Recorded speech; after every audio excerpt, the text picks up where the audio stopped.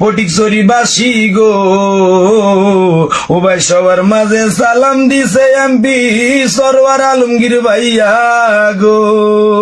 ও শুনো ভাই বাবারা রে, ও বাবা সবার মাঝে সালাম দিছে এবার এমপি সরওয়ার আলমগীর ভাই গো।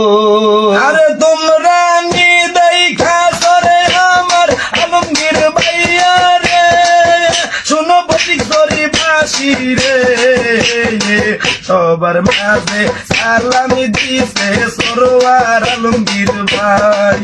আমার তারে গিজি আর নয়নের মনি সরওয়ার আলমগীর ভাই, খালেদা জিয়ার কলিজার টুকরা সরওয়ার আলমগীর ভাই।